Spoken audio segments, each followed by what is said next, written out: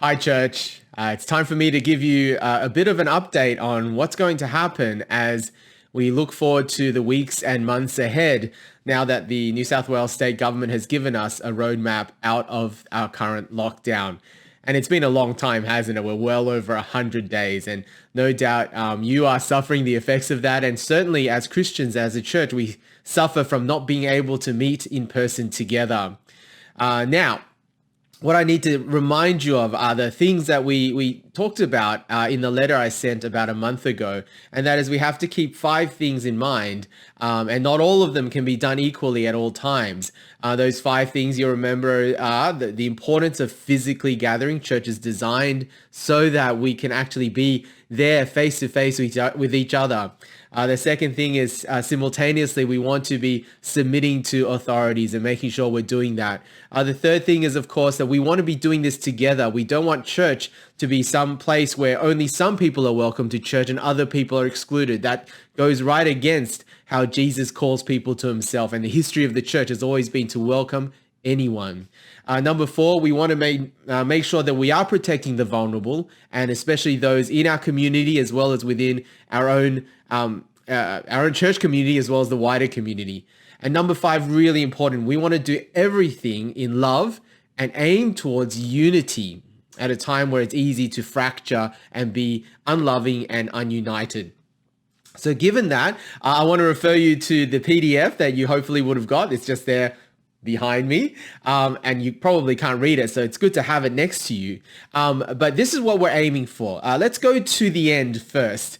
We have a 3-step plan that's sort of matching the 3 steps that the government has outlined. The final step, which is step number 3, is of course that we would relaunch church to essentially what it was like before this current lockdown over 100 days ago. And that's likely to come in, according to the government, on the 1st of December, which for us would be Sunday, the 5th of December. So that's what we're aiming for, that on the 5th of December, we would be able to meet in person. All people would be welcome to come back to church. The restrictions are 2 square meters, so pretty similar to before we had this lockdown. We would be allowed to sing. Now, it's likely that we're going to ask that people wear masks anyway. It won't be a government requirement, but it would be the loving and kind thing to do, at least for a little while, all right? But essentially, it'll be the same as pre-lockdown. We'll have youth group, we'll have kids church, we'll be meeting at 9 a.m. for Mandarin, 11 a.m. For English at Kingsgrove, and 4 p.m. at Bankstown. That's where we're ending up. Community groups will be meeting again in homes, at church, and so on in person. Okay, how do we get there? Well, the first step is, of course, what's going to happen starting, well, really next Monday, October the 11th. But for us, it's Sunday, the October the 17th. We're going to stay online in this first phase, in the what's called the 70% phase. We're 70% fully vaccinated, but there are still restrictions, particularly restrictions for those who are unvaccinated. And given that this may only be a 2-week period, we think it's best and most wise and most loving for us to mainly stay online for another couple of weeks. So that's step 1. Everything will proceed as is, online, streaming on YouTube, or if you're at 11 o'clock and 4 p.m., it's going to be on Zoom.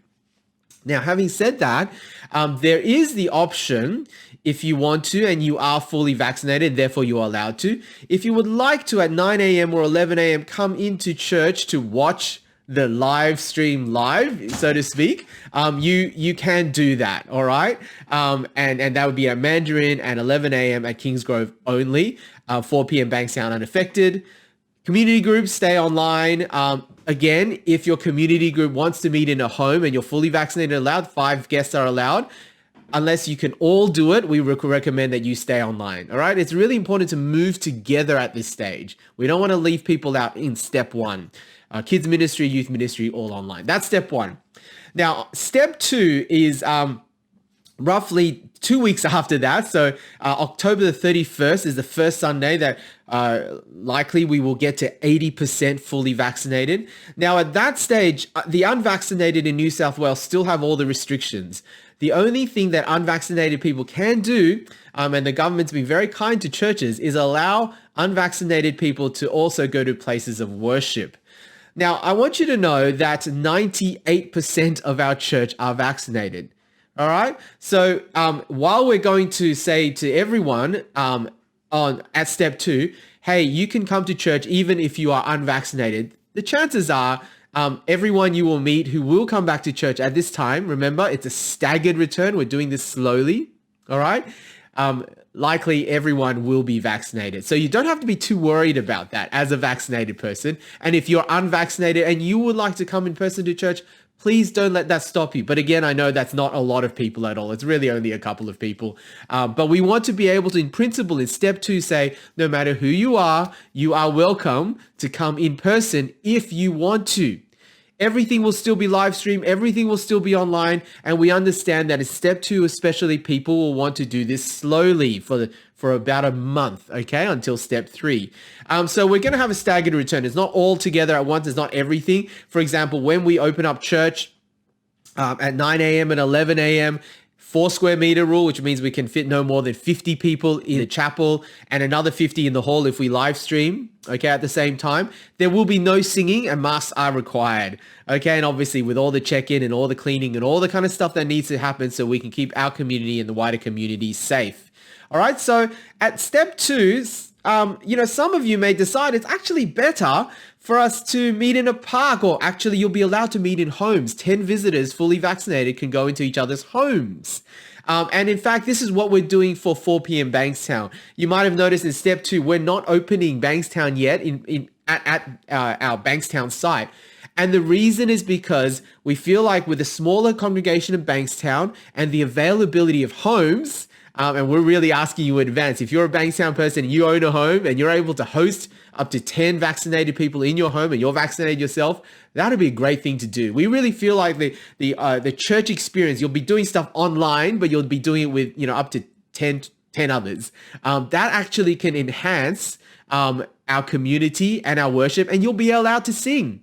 And you'll be allowed to, if you feel comfortable, do dinner afterwards together, and the kids can all play together. Like, that'll be really, really special. Now, that's for 4 p.m. because we're not opening up yet at 4 p.m. But if you feel like, especially at 11 a.m., that this is something you'd like to do as well, have it in a home so that you can sing, you can participate, you can share food together.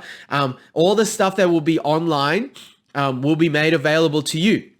All right. All the stuff that we're doing at church will be streamed online so that you can use that, and we'll work out all the details later. Okay, so that's step 2. We want to encourage you to think about a staggered return. A lot of you may want to come back in person. A lot of you may decide we want to do it in groups, but either way, we're beginning to meet back face to face. That's the key. All right, meeting back face to face in small ways, in small steps, whether it's in homes or at church. Now, with community groups, again, this allows us in step 2 to really, especially in community groups, begin to meet again in person. And church will be made available for those groups who want to meet in church, subject to all of the COVID rules. And because you don't generally sing in community groups, you won't really feel like you're missing out, right? You'll have to keep masks on and so on. But, I think that's a small price to pay to be able to fellowship together. Now, here's the thing. Kids, youth ministry will still stay online in step 2. Kids church will be primarily online, so that the families who may feel uncomfortable coming back to church just yet, they will have all the materials available for them to still do at home. All right. But if you bring your kids to church, we'll have the same materials printed, ready, available for them to do at church. They'll be watching videos and doing craft. It'll be supervised, but it'll allow them to be able to do it at church as they would at home. So we want families, if you want to come along to church in step 2, to be able to do that. All right. Again, we're trying to cater for both home or gatherings in homes and gatherings at church with the families. So this will allow us to do a little bit of both. So that's step 2. And then I've already talked about step 3, which is early December. We're hoping that we will be able to relaunch properly. Now, again, there's some things that'll be ironed out, especially in step 2 and definitely step 3. Things could change, but we want you to know this in advance so that when we move into step 1, which is only 2 Sundays away, you'll be prepared for what's happening. And that is essentially, we are really trying to still stay online for a couple more weeks until we get to that 80% mark, until we get to step 2. Now that was a lot of information for you to digest, and obviously you may have questions and so on. Please do not hesitate to reach out, talk to me, talk to any of your pastors or elders. We'll do our best to answer them as quickly as possible. But at this time, remember those 5 key things, and remember especially to love one another, especially to do this together. And especially, let's pray that God would bless us through all of this. So at the end of this process, especially into the new year, we might be a stronger community, more welcoming, more able to cope in the new normal, all right, where COVID may actually be something we have to live with. All of that I know creates fear and uncertainty, but prayerfully we'll do this together with God's help. Okay, thanks very much. I'll talk to you later. Bye.